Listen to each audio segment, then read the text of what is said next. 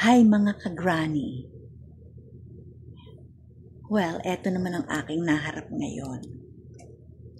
Lilinisin ko ang aking mga nails.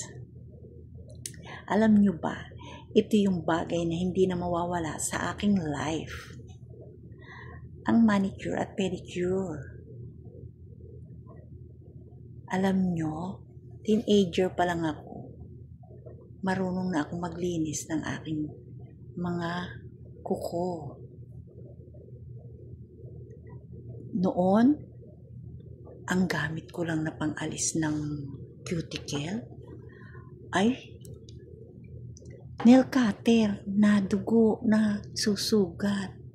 No choice kasi wala akong pambili. Kasi wala pa akong work nun eh. So, siguro nakikita ng nanay ko na pag naglilinis ako, may mga dugo, siguro naawa.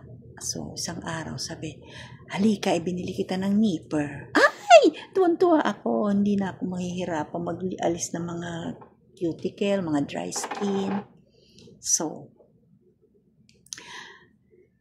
bumili na ako ng mga gamit na humingi ako ng pambili. Naipahing bibili ako ng ganito, yung mga nail polish, lahat. So, nakumpleto. At sa akin pagdi-DIY, natuto ako. Pati yung mga ibang taong gusto magpalinis, katulad ng mga pinsan ko, nakikita nila. Sabi, linisan mo nga kami ng kuko. Babayaran ka namin. Ay. So, dinililinis ko sila. Gustong-gusto yung linis. Naalis ko yung ingrown eh. Nagkakapera pa ako. That time, parang kapaat kamay 20 pesos lang yata ang bayad. Tatlo sila. Dalawang magkapatid na babae, tsaka yung tiyahin ko. O di, 60 pesos. All. Every Sunday yon. Kasi nagwo-work sila eh. Nililinisan ko sila every Sunday. Nung may work ako, merong napunta doong manicurista every Saturday sa trabaho namin. Papalinis kami ng kamay at paan.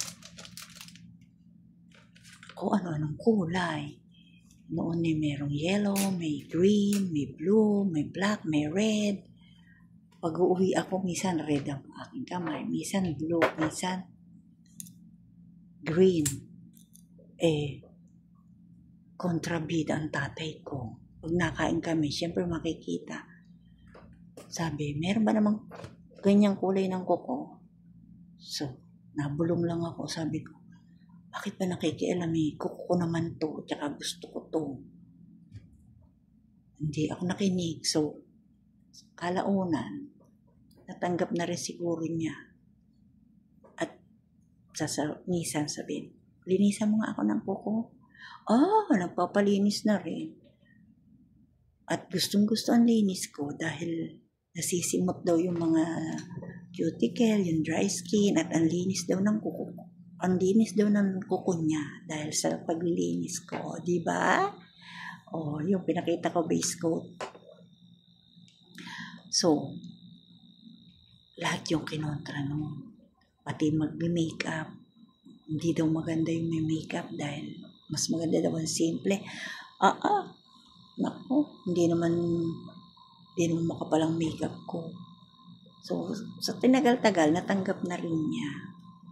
Talaga mahilig ako kasi sa mga ganyan eh. Yan ang aking bisyo.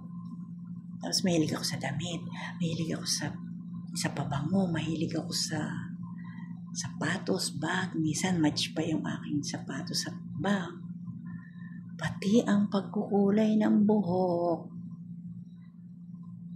Inaano ko na yan, kinarir ko na. Minsan, sa parlor, napunta ako, pero mas malimit ako na lamang ang nagkukulay ng aking buhok. Pero yung manicure, pedicure, sa parlor ako malimit. Kasi hirap na akong maglinis sa paa. Mas malinis kasi pagka sa salon mo ngayon, tinatamad akong lumabas. Kaya ayan, the school na linis lang naman yan. Hindi linis na linis. Ang buhok, ako na lang. Nako, isang beses nag-bleach ako ng buhok last week yata. Kasi mayroon akong gustong kulay. Kinulayan ko, binleach ko. Tapos nung matapos, nag-shampoo na ako. May shampoo doon sa CR namin ng kulay violet ang body. So, yun ang ginamit ko kasi nakita ko lang shampoo. Hindi ko na binasa yung ibang nakasulat. So, kinulayan ko na. So, pagkakulay, inano ko lang, sinyampo ko nung gamit niya. Aba, naging purple ang kulay ng buhok ko. Bakit naging ganito? Sabi ko. Nakita nung anak kong bunso. Ba't yun yung kulay ng buhok mo? May purple. Hindi ko alam Ewan ko, bakit ganito? Sabi, ano ginamit mo yung shampoo? Yung violet doon sa CR. Oo. Nako, baka gawa mo. Nako po, oo nga, naisip ko. So, takbo ako sa bilihan, bleach, para makabili uli ng bleach. Binleach ko at nang makuha yung gusto kong kulay. Sabi nung apo ko, sa apo ko pala yung shampoo na yun. Iyon ay ginagamit pag nag-bleach para hindi maging brittle ang buhok at saka hindi mag-yellowish. Sabi sa akin. Hindi na ako gagamit. Nagiging purple ang kulay.